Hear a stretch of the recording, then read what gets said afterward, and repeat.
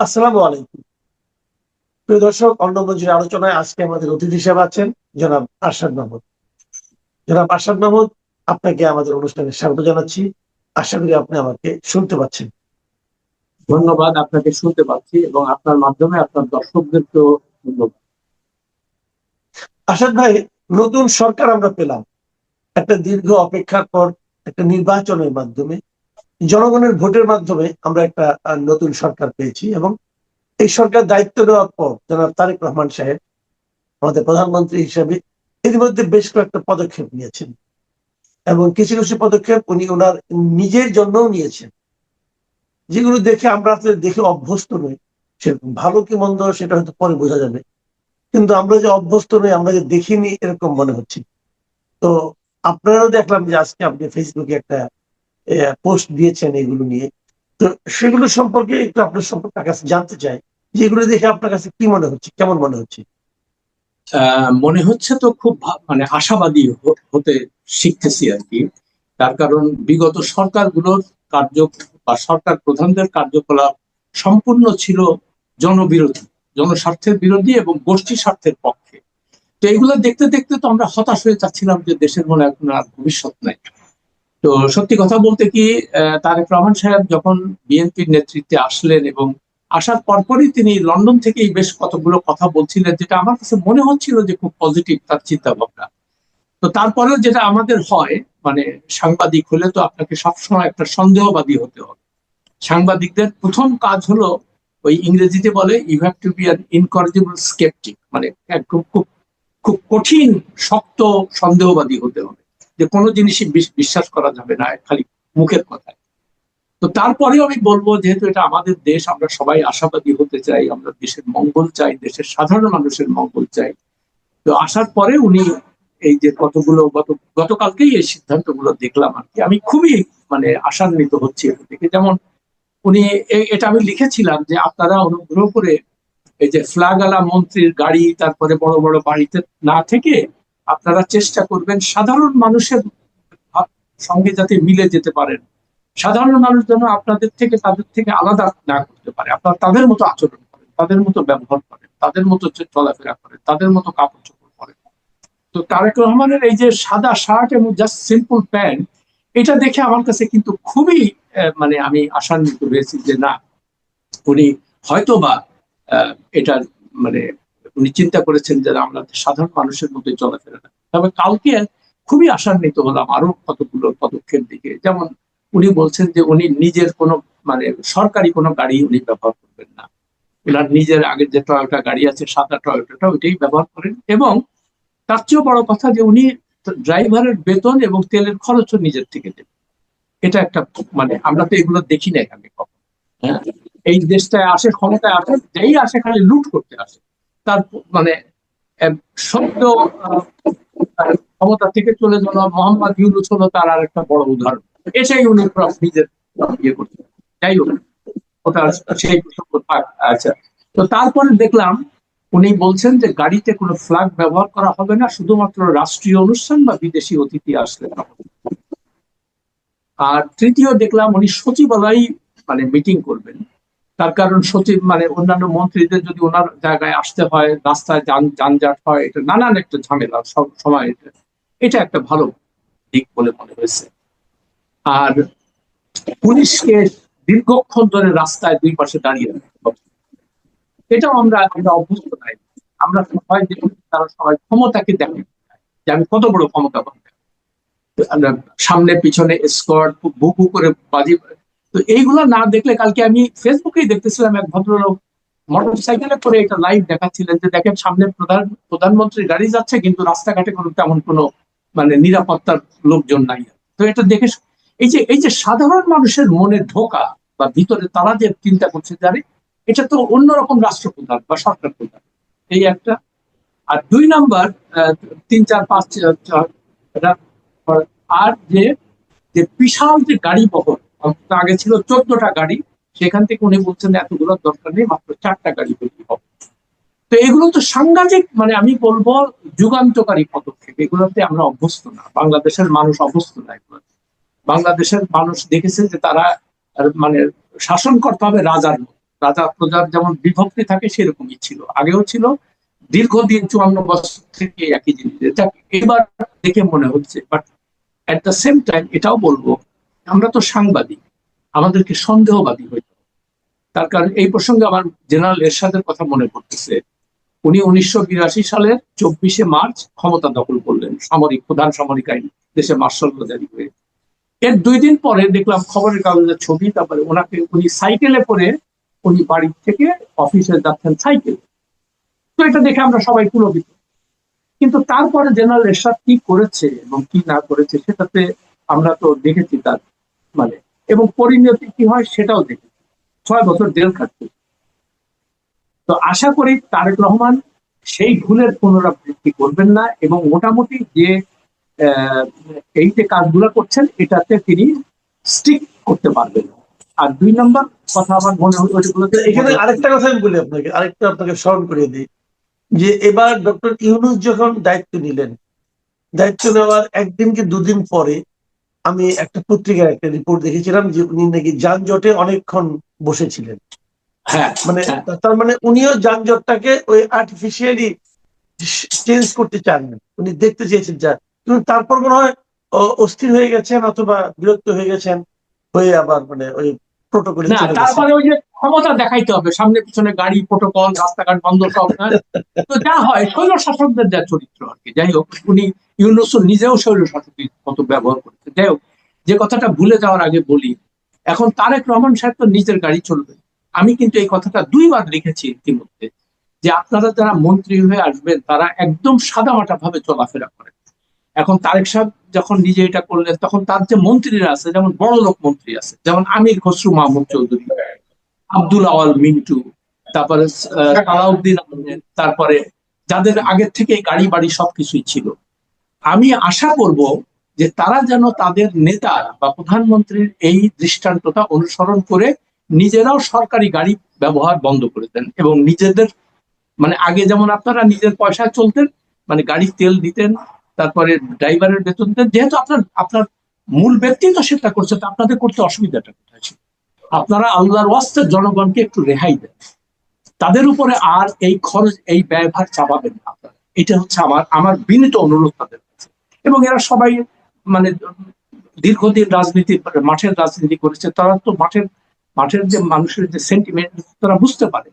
অতএব আমি আশা করব যে তারা আগামী শনিবারেও বলছে যে উনি অফিস করবেন এখন থেকে, মানে যেহেতু এত কাজ। আরেকটা কথা, যে যেহেতু অর্থনীতির খুব খারাপ অবস্থা, সেই জন্য আমি আমাদের সিনিয়র সাংবাদিক ভাই গোলাম তাহাবুর সাহেব, উনি লিখেছিলেন যে আপনারা অর্ধেক বেতন নেন, মানে ইকোনমিটা স্টেবিলাইজ করা না পর্যন্ত আপনারা অর্ধেক, আপনারা তো কেউ না খেয়ে মারা যাবেন না, আপনারা তো সবাই মোটামুটি যারা এমপি হয়ে আসছেন কিংবা আপনারা একটু এটা করেন। আর সরকারি কর্মকর্তা এরা তো ডাকাত সবগুলো, সত্যি কথা বলতে কি, এরা এসেই লুটপাট, বড় বড় গাড়ি দাও, বাড়ি দাও, 5,000, 6,000, 7,000 স্কোয়ার ফিটের বাড়ি দাও। হ্যাঁ, যেহেতু আমরা সরকারি, একজন সিভিল সার্ভেন্ট, সার্ভেন্ট মানে কি ভৃত্য। আর দেশের মালিক যারা, মানে সংবিধান অনুযায়ী দেশের মালিক যারা জনগণ, তারা থাকে বস্তিতে, এরা থাকে 5,000 স্কোয়ার ফিটের বাড়ি। বল, তো এখন এই কথাগুলো বলার উদ্দেশ্য একটাই, যে আপনারা সাধারণ মানুষের মতো আচরণ করেন, সাধারণ মানুষের দুঃখ কষ্ট বেদনাকে আপনারা বুঝেন, এবং আরো ভালোভাবে বুঝতে পারেন, যাতে করে আপনাদের প্রতি মানুষের আস্থা তৈরি হয়, যে না, এরা আসলে আমাদের নেতা না, এরা আমাদের সেবক, আমাদের সেবা করছে। জি, এখন আরেকটা কথা, আমি একটু পেছনে যাই। পেছনটা এরকম যে কয়েকদিন আগে তো আজকে 3-4-17 তারিখে নতুন মন্ত্রিসভা তো গঠিত হলো। তো এই মন্ত্রিসভা দেখে আপনার প্রাথমিক প্রতিক্রিয়া, যাদেরকে নেওয়া হলো? প্রাথমিক প্রতিক্রিয়া মানে অন্যার মতো, যে খলিলুর রহমানের মতো একজন বিতর্কিত খুন আত্মহত্যার মামলায় তার সম্পৃক্ততার অভিযোগ, এটা আমি বহুবার লিখেছি, 1-2বার না। যখন তাকে ইউনূস সাহেব অ্যাপয়েন্টমেন্ট দেয়, তখনই আমি কথাটা উল্লেখ করেছিলাম যে আপনারা এই ধরনের মানে টেন্টেড লোকজনকে ক্ষমতায় আনবেন না, দায়িত্ব দেবেন না। তাতে করে হয় কি, এটা একটা রং মেসেজ যায় মানুষের কাছে, যে ঠিক আছে তুমি অন্যায় করবা, তুমি খুনের সঙ্গে জড়িত থাকবা, তোমার কিচ্ছু বলা হবে না, যেহেতু তুমি মন্ত্রী, এখন তুমি ফ্লাগালা গাড়িতে ঘুরো। তো আপনারা যদি সত্যিকার অর্থে আইনের শাসন দেশে প্রতিষ্ঠা করতে হয়, তাহলে তো এই জিনিসটা সবার আগে বলতে হবে। তো সেই জন্যই আমি লিখেছিলাম যে অন্যান্যদের মতো আমি মানে বিস্মিত হতবাক যে খলিলের মতো এরকম একটা লোককে কিভাবে উনি মন্ত্রিসভায় রাখলেন, যেটা কারো কোনো ধারণা ছিল না এবং যেটা হবে এখন। এবং তারপরে দেখেন আরেকজনকে উনি নিয়েছেন, এটাও আমার কাছে মানে অত্যন্ত আশ্চর্য লাগছে, যে রবিউল ইসলাম রবি, ওই যে ঢাকা 12 সম্ভবত না কত এটা 10। ঢাকা 10। আচ্ছা, সেখানে সে একটা সন্ত্রাসী হিসেবে পরিচিত। এবং আমার যতদূর মনে পড়ে কিছুদিন আগে একটা দীপ্ত টেলিভিশনের কোন একটা কাউকে খুনের মামলার সঙ্গে সে অভিযুক্ত। হ্যাঁ, এবং তার এবং এই কথা জানাজানি করার পরে সম্ভবত আপনি না কেউ বলেছিলেন, এবং সঙ্গে সঙ্গে তাকে বিএনপি থেকে বহিষ্কার করা হয়, তিনি বহিষ্কৃত হন। তারপরে এইরকম একটা লোককে আপনি কেন আবার মানে নমিনেশন দিয়ে এমপি করলেন? ঠিক আছে, এমপি পর্যন্ত ঠিক আছে, কিন্তু তারপরে আপনার তাকে গুরুত্বপূর্ণ 3টা মন্ত্রণালয়ের দায়িত্ব দিলেন। তিনি এসেই বলতেছেন যে রাস্তাঘাটে যে চাঁদাবাজির কথা শুনেন এগুলো ঠিক না। কেন ঠিক না? যে ওরা নিজেদের সমঝোতার মধ্যে শ্রমিক কল্যাণের জন্য মানে এই যে ওরা চাঁদা উঠায়, এটাকে চাঁদাবাজি বলা যাবে না। চিন্তা করেন আপনি যে একটা এখন স্বাভাবিকভাবে প্রশ্ন আসে যে শ্রমিকের কল্যাণ যদি হয়, তাহলে সরকার পরিবর্তনের সঙ্গে সঙ্গে এই চাঁদাবাজির মানে যারা জড়িত তারা তারা কেন, তাদের চেহারা কেন চলে যায়? সরকারে যারা থাকে তারাই এটার সঙ্গে জড়িত থাকে, ফলে এটা তো সম্পূর্ণভাবে ক্ষমতাসীনদের হাতের মধ্যে থাকে। তো আপনি যখন একটা লোক, আপনার মন্ত্রিসভার একটা গুরুত্বপূর্ণ মন্ত্রী যখন এই কথা বলে পাবলিকলি, তখন আপনার অবস্থা কি হয়? তখন মানুষ আপনার সবকে মনে করতেছে যে আরে আমাদের কি কথা বলে নিয়ে আসলো, আর এই খুনের আসামিগুলাকে উনি একে মন্ত্রী বানাচ্ছে। এই প্রসঙ্গে একটা কথা বলি আপনাকে, যে বেগম খালেদা জিয়া যখন ওই 2001 সালে আবার ক্ষমতায় আসলেন, তখন উনি সালাউদ্দিন কাদের চৌধুরীকে মন্ত্রীর মানে পদমর্যাদায় আইন ও সংসদ বিষয়ক উপদেষ্টা করলেন। উনি ফ্ল্যাগ নিয়ে ঘোরেন তখন। তখন আমি প্রথম সাংবাদিক সম্মেলনে গেলাম, যে বললাম যে ম্যাডাম, এই সালাউদ্দিন কাদের চৌধুরী চট্টগ্রামে ছাত্রদল নেতা নিটোল হত্যা মামলার 1 নম্বর আসামি এবং পুলিশ তার বিরুদ্ধে চার্জশিট দিয়েছে। তো এরকম একটা লক্ষ্যে আপনি মন্ত্রীর পদমর্যাদায় উপদেষ্টা বানালেন। আর আপনি তো ক্ষমতায় যাওয়ার আগে আমাদেরকে বলেছিলেন যে আপনার প্রায়োরিটি হবে দেশের দুর্নীতি দূর করা এবং আইনের শাসন প্রতিষ্ঠা করা। তো আপনি আমাকে বলেন, এখন এই এই মামলা, এই খুনের মামলা সালাউদ্দিন কাদের চৌধুরীর বিরুদ্ধে সামনে আগাবে কিভাবে? পুলিশ তো তাকে ধরতে পারবে না, বিকজ সে তো ফ্ল্যাগ লাগাইতে বলবে। তখন উনি বেশ রেগে গিয়ে বললেন যে তার তো হয় নাই, কোর্ট তো তাকে সাজা দেয় নাই। আমি বললাম হ্যাঁ, কোর্ট সাজা দেয় নাই, কিন্তু কোর্ট তো তাকে খালাসও দেয় নাই। তো আপনি মানে তখন ছিল 16 কোটি দেশের মানুষ। তো আমি বললাম যে আপনি 16 কোটির দেশের মানুষে আপনি একটা অবিতর্কিত ভালো লোককে আপনি পেলেন না এই পদে দেওয়ার জন্য।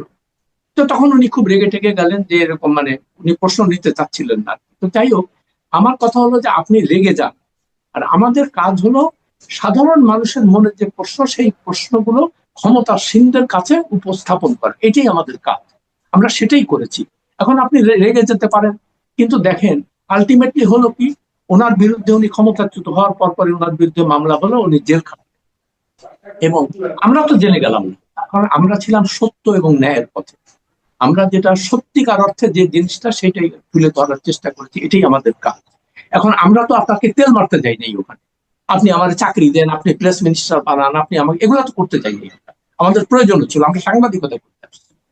তো যাই হোক, এখন আমি তারেক রহমান সাহেবকে বলবো যে আপনি এই দুইজনের ব্যাপারে, এই যে খলিলুর রহমান 2001 সালের ঘটনাটা আবার বলি, তখন সে দীর্ঘদিন তাকে কেউ চিনত না, হঠাৎ করে সে তাকে 2001 সালের সম্ভবত যখন লতিফুর রহমান, বিচারপতি লতিফুর রহমান তত্ত্বাবধায়ক সরকার অধীন হলেন, তাকে সে আমেরিকার থেকে নিয়ে আসলো। এতদিন তার খোঁজ খবর না, সে একসময় সরকারি চাকরি করতো, ফরেন মিনিস্ট্রিতে ছিল। যাই হোক, এরপরে সে জাতিসংঘে কাজ করেছে কোথায় করে, যাই হোক তার সম্পর্কে কোনো ইয়ে ছিল না। তো এখন এই লতিফুর রহমান সাহেব, ওনাকে পরে শুনলাম যে তিনি লতিফুর রহমানের চাচাতো বোনের স্বামী, মানে ঘনিষ্ঠ আত্মীয়। তো তারপরে উনি তাকে নিয়ে আসলেন, এবং বিকেল, যেহেতু ওই পোস্টটা ছিল জয়েন্ট সেক্রেটারি পোস্ট, তো বিকেল বেলায় সকাল বেলায় এনে তাকে ডেপুটি সেক্রেটারি বানালো এবং বিকেলে জয়েন্ট সেক্রেটারি করে তাকে এই পদ দিল। তো তো তারপর পরে উনি একটা সংবাদ সম্মেলন করেছিলেন লতিফুর রহমান সাহেব, সেখানে আমি গেলাম, যে আমি জিজ্ঞেস করলাম আপনি তো বিচারপতি, আপনি তো ন্যায়ের পক্ষে থাকবেন, আপনি এরকম একটা ব্যক্তিকে যার কোনো ইয়ে ছিল না, আপনি সমস্ত আইন ভেঙে আপনি এরকম একটা লোককে সকালবেলায় ডেপুটি সেক্রেটারি আর বিকেল বেলায় জয়েন্ট সেক্রেটারি 12 ঘন্টার মধ্যে দুইটা প্রমোশন দিয়ে আপনি তাকে বিদেশ থেকে নিয়ে আসলেন, এটা কি আপনার আপনার জন্য সমীচীন হয়েছে? আপনি তো বিচার, আপনি কি সারা বাংলাদেশে আর তার মতো এই পদে মানে আপনার পিএস হওয়ার মতো কোনো যোগ্য লোককে দেখেননি? তো তিনি আমাকে উত্তরে বলছেন সে খুব মেধাবী, ইয়েতে ফার্স্ট হয়েছিল, মানে বিসিএস পরীক্ষায় ফার্স্ট হয়েছিল। আমি বললাম আহ, আমি তখন বললাম যে আমি তো আপনাকে তার মেধা নিয়ে প্রশ্ন করি না, আমি বলেছি প্রক্রিয়াটা নিয়ে, যে এই যে প্রক্রিয়াটা আপনি অনুসরণ করছেন সেটা বেআইনি এবং আপনি নিজে আইনের মানুষ, আপনি জানেন এটা। তো তখন উনি ওই মানে তার ওই চামচারা প্রেস সেক্রেটারি আরেকজনকে বললো আরেক, মানে আমার প্রশ্ন উনি আমতা আমতা করতেছিল আর কি। তো এখন আমার কথা হলো যে আপনি আপনার সরকারে এমন কাউকে কেন, তারপর যাই হোক উনি আসলেন, আসার পরে ওই 2000 আচ্ছা, আমরা এই কাহিনীটা রাখি, আমরা ওই পরের কাহিনীটা জানি। আপনি বলেছেন বহুবার, আমরা ওইটা এখানে আমাদের এখানে শুনিয়েছি। আমি একটা অন্য প্রসঙ্গে একটু যেতে চাচ্ছি আপনার কাছ থেকে। সেটা হলো, সরকার তো চেঞ্জ হয়ে গেল, এখন অন্তর্বর্তীকালীন সরকার যেটা ছিল আমাদের ডক্টর ইউনূস সাহেবের সরকার, ওনাদের সর্বশেষ যে কাজ ছিল যে একটা গণভোট জনগণের উপর দেওয়া, গণভোটে জনগণের একটা রায় নেওয়া এবং তার মাধ্যমে একটা আপনার সংবিধান সংশোধনের ব্যাপার। তো সেটা তো সংবিধান সংস্কার পরিষদ হিসাবে এরা তো শপথ নিল না, বিএনপি যারা আছেন। তো আপনি ওই সরকারের এই সর্বশেষ কর্মকাণ্ড এবং যাওয়ার আগে তারা যে সমস্ত কর্মকাণ্ডগুলো করেছেন, এগুলোর ভবিষ্যৎ আপনি কেমন দেখছেন? ভবিষ্যৎ ভালো দেখছি না, এই কারণে যে দেখেন তাদের মেয়াদ শেষ হওয়ার একদিন আগে ওই আমেরিকার সাথে চুক্তি করছে এবং সেটা কাউকে জানায় নাই, পরে বলতেছে যে এই আমাদের এই করার প্রয়োজন। আমি বহুবার এটা লিখেছি এবং আপনার অনুষ্ঠানেও বলেছি যে এগুলো তাদের প্রায়োরিটি ছিল না। তো বন্দর কাকে দিতে হবে, তারপরে আপনি এলন মাস্কের সাথে ঘনিষ্ঠতা করে ট্রাম্পের কাছে পৌঁছাবেন, এই উদ্দেশ্যে আপনি স্টারলিংকের মতো মানে একটা প্রতিষ্ঠানকে এখানে আনলেন কারোর সাথে আলোচনা না করে, এবং গ্রামীণ টেলিকমের মানে প্রাইভেট মানে লোকাল এজেন্ট বানালেন গ্রামীণ, মানে সব আপনার ইয়ে আপনার সুবিধার্থে এগুলা করেছেন। তো এগুলো তো তাদের তাদের যে মূল কাজটা ছিল, আমি বহুবার বলেছি এই কথাগুলো, যে আপনারা মূল সংস্কার, বিচার বিভাগের সংস্কার করেন, আইন প্রতিষ্ঠা করেন এবং দুর্নীতি দূর করার জন্য যেগুলো সেগুলো তারা করলো না। ওই সংস্কারের নাম করে বিভিন্ন মাসের পর মাস, প্রায় বছর কাটায় দিল, এগুলো কোটি কোটি টাকা খরচা করলো এটার পিছনে, খাওয়া দাওয়া মানে এই সমস্তই করেছে, যেটা ফল যেটা হলো যে এতগুলো যে সংবিধান সংস্কারের ব্যাপারে যে জিনিসটা এসেছিল আর কি, সেটা সত্যিকার বলতে আমার প্রথম থেকে এটাতে কোনো আগ্রহ ছিল না।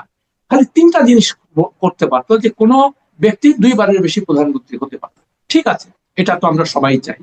তত্ত্বাবধায়ক সরকার ছাড়া কোনো নির্বাচন হতে পারত, আর মানে যারা এমপি হবে মন্ত্রী হবে আসার প্রথম দিনই তাদের অ্যাসেট ডিক্লেয়ার করবে, জনগণের সামনে বলবে যে এইটা আমাদের আছে, এবং প্রতি বছর তাদেরকে এর হিসাব দিতে হবে, যাতে করে জনগণ ট্র্যাক রাখতে পারে যে আপনারা কত বড় লোক হলেন বা গরিব হলেন, এটা আমরা জানতে চাই।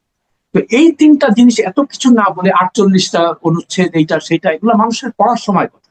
তো যেটার ফল যেটা হয়েছে, বিএনপি তো আগে রাজি ছিল না, পরে হয়তো যে কোনো কারণে হোক তারেক সাহেব বললেন যে না এটাতে আমরা ভোট দিব, এখন বলতেছে যে না এগুলো আমরা ইয়ে করবো না, আমরা এটা সংসদের মধ্যে পাস করা।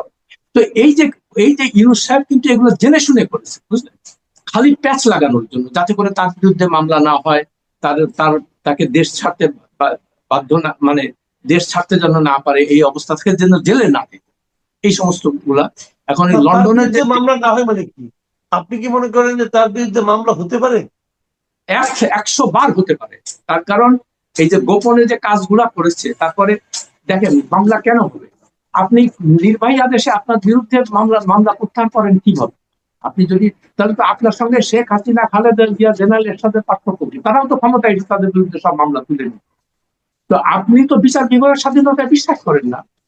তো আপনাকে নির্বাহী, আপনি যদি নির্দোষ হন তাহলে আপনাকে নির্বাহী আদেশে কেন করতে হবে? আপনি বলতে পারতেন যে আমি বিচারিক প্রক্রিয়ার মাধ্যমে এর সমাধান চাই, আপনি নির্দোষ হলে আপনি ছাড়া পেয়ে যাবেন, আপনি কেন করতে গেছেন এটা? তো স্বাভাবিকভাবে আমাদের তো এই প্রশ্ন, নিশ্চয়ই আপনি 2 নম্বরই কোনো কাজ করছেন ওইখানে, যার জন্য আপনি হয়তো এখন অনেকে বলে যে তারেক রহমান সঙ্গে লন্ডন যায় এই সমস্ত ডিল হয়েছে, যে আমার বিরুদ্ধে মামলা টামলা দিয়েন না, এটা করবেন না। কিন্তু আজ হোক কাল হোক দেখেন এই মামলাগুলো তাকে আবার ফেস করতে হবে। আমি একটা ইয়েতে লিখেছিলাম, একটা পোস্ট কিছুদিন আগে তারেক রহমান ক্ষমতায় আসার পর পরই, যে আপনি অনুগ্রহ করে মানে এই তাকে যে নিজের সুবিধার জন্য যে কাজগুলা করছে এটার ইনভেস্টিগেশন শুরু করেন, এবং দুদক যেহেতু একটা স্বাধীন প্রতিষ্ঠান, তাদেরকে বলবেন যে আমরা এখানে কোনো হস্তক্ষেপ করবো না, আপনাদের অনুযায়ী কাজ করেন। কিন্তু দুদকের ওই যে বললাম না, এখন ওই শুনলাম যে ওই তার প্রেস সেক্রেটারি বদলতে ওই তারা একটা নতুন ইংরেজি কাগজ বের করছে। দেখেন কনফ্লিক্ট অফ ইন্টারেস্টটা কোথায় আছে। মানে পৃথিবীর যে কোনো সভ্য দেশে ডক্টর ইউনূসের যিনি প্রেস সেক্রেটারি ছিলেন, হ্যাঁ হ্যাঁ, এবং তার ডেপুটি, তাদের নিজের পোস্টেই দেখলাম যে তারা নতুন ইংরেজি কাগজ, কি ডেলি ওয়াদা না ফুয়াদা কি একটা নাম দিছে আর কি, জানি না। তো যাই হোক, এখন অসুবিধা কি? ওনারা সাংবাদিক মানুষের একটা পত্রিকা বের করতে পারে, অসুবিধা নেই। না না, অসুবিধার কিছু নাই, কিন্তু কথা হলো এখানে তো কনফ্লিক্ট অফ ইন্টারেস্ট, যে আপনি ক্ষমতায় থাকা অবস্থায় এই এই জিনিস আখের গোলা গুছাইছেন, তার কারণ যে আমি পরে খবর নিলাম যে এই লোকটার এটার মালিকানা কারা, ফান্ডিং কি করছে, পরে দেখলাম যে দুদকে তার বিরুদ্ধে মামলা ছিল, সেই মামলা নাকি প্রত্যাহার করেছে। এখন প্রত্যাহারটা কে করলো? তো এখন যে মানুষ যে বলতেছে যে এই এই যে ইংরেজিতে বলে কুইড প্রোকো, মানে তুমি আমারে কিছু দাও আমি তোমারে কিছু দিব, হ্যাঁ, যে ঠিক আছে তোমার মামলা টামলা আমরা তুলে নেওয়ার ব্যবস্থা করবো, তুমি আমাদেরকে ইংরেজি কাগজ বের করবো। আর এই দেশে ইংরেজি কে পড়ে?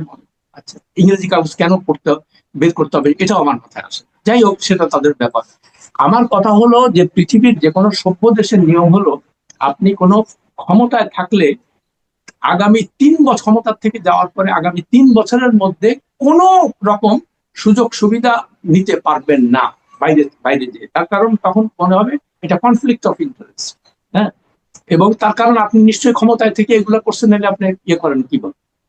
তো এই জিনিসগুলা যদি আমরা ঠিক মতো, এবং সাংবাদিকদেরও আমি বলবো আপনারা এই প্রশ্নগুলো করতেই থাকবে, যে খলিল কেন ইয়ে। আমি আরেকটা কথা বলে আমি এটা, এবং দেখবেন তারেক রহমানের ভবিষ্যৎ আমি জানি না কি হবে যদি স্টিক করতে পারেন, কিন্তু এই খলিল এবং রবিউলের কারণে দেখবেন তাকে অনেক প্রশ্নের সম্মুখীন হতে হবে, এবং তিনি স্বাভাবিক কাজকর্ম ঠিক মতো করতে পারবেন না। তখন কনস্ট্যান্টলি যদি এই প্রশ্নগুলো মিডিয়াতে আসতে থাকে, কারো না কারো তো এই প্রশ্নের জবাব দিতে হবে, যে আপনারা 18 কোটি দেশের মানুষে আপনারা কোনো ভালো লোক পান না, এই ধরনের মানে বিতর্কিত কলঙ্কিত লোকজনকে আপনাদের সংস্কারে আনতে হয় কেন? আর জনগণের ট্যাক্স পেয়ারের টাকা এদের পিছনে আপনি কেন খরচা করতেন? এগুলো তো বলছি, সাংবাদিকদের এই প্রশ্ন করতেই হবে। জি, অনেক ধন্যবাদ, অনেক ধন্যবাদ জনাব আসাদ মাহমুদ। প্রিয় দর্শক, আপনারা শুনলেন যে জনাব আসাদ মাহমুদের বিশ্লেষণ এবং ওনার প্রশ্ন। সরকার নতুন এসেছে, নতুন সরকার নিয়ে আসাদ মাহমুদ ভাইয়ের বেশ আশাবাদ আছে। উনি কিছু কিছু বিষয় নিয়ে চমৎকৃত হয়েছেন, আবার সাংবাদিকের যে অবধারিত কাজ সেই প্রশ্নটাও করেছেন। আমরা আশা করবো এই প্রশ্নগুলো যেন আমাদের বেশি দিন উচ্চারণ করতে না হয়। আমরা এগুলোর জবাব চাইবো, সমাধান চাইবো। এখন এ পর্যন্তই। আল্লাহ হাফিজ।